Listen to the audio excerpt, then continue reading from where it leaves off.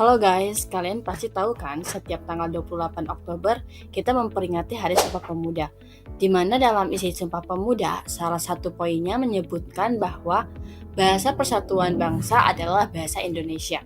Lalu, bagaimana sih sebenarnya sejarah perkembangan bahasa Indonesia, khususnya pada peristiwa Sumpah Pemuda? Yuk, mari kita telusuri kembali kiprah bahasa Indonesia pada peristiwa Sumpah Pemuda kedua. Sebelum diadakannya Kongres Pemuda II, para pemuda sudah terlebih dahulu melakukan Kongres Pemuda I pada 30 April sampai 2 Mei 1926 di Batavia. Namun, pada rapat tersebut tidak membuahkan hasil, karena ketua Kongres pada saat itu, yaitu Muhammad Tabrani, tidak sepakat dengan Muhammad Yamin terkait penggunaan istilah bahasa Melayu sebagai bahasa persatuan.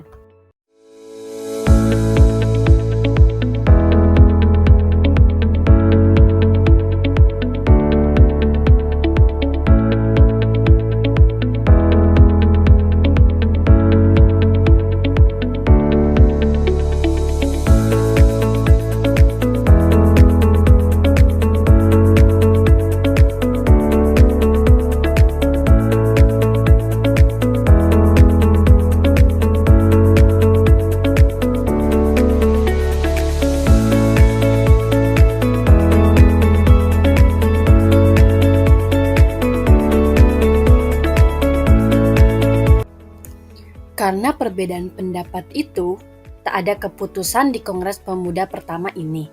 Akhirnya, mereka semua bersepakat keputusannya akan dilakukan pada Kongres Pemuda kedua.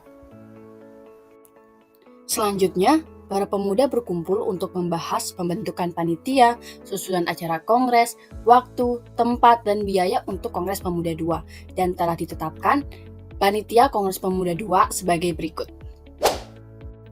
Berdasarkan hasil kesepakatan, Kongres Pemuda II akan diselenggarakan pada 27 sampai 28 Oktober 1928 di 3 lokasi yang berbeda. Pada pertemuan pertama dilakukan pada tanggal 27 Oktober 1928 di Gedung Katolik John Lingenborn. Sedangkan pada pertemuan kedua dilakukan pada tanggal 28 Oktober 1928 di Gedung Oost Java Bioskop. Pada pertemuan ketiga dilakukan di hari yang sama, yaitu pada tanggal 28 Oktober 1928 di Gedung Indonesia's Club Gebouw. Pada pertemuan ketiga ini, untuk pertama kalinya diperdengarkan lagu Indonesia Raya ciptaan Wage Rudolf Supratman dengan instrumen biola, yang nantinya akan menjadi lagu kebangsaan Indonesia setelah merdeka. Berdasarkan hasil Kongres Pemuda II tanggal 27 sampai 28 Oktober 1928, akhirnya bahasa Indonesia disetujui sebagai bahasa persatuan. Dan jadilah butir ketiga Sumpah Pemuda yang berbunyi, "Kami, putra dan putri Indonesia, menjunjung bahasa persatuan, bahasa Indonesia." Setelahnya, putusan Kongres dibacakan dan diikuti oleh seluruh peserta. Sebuah putusan yang kita kenal sebagai Sumpah Pemuda. Akhirnya, pada Kongres Pemuda II, resolusi satu nusa, satu bangsa, dan satu bahasa disepakati.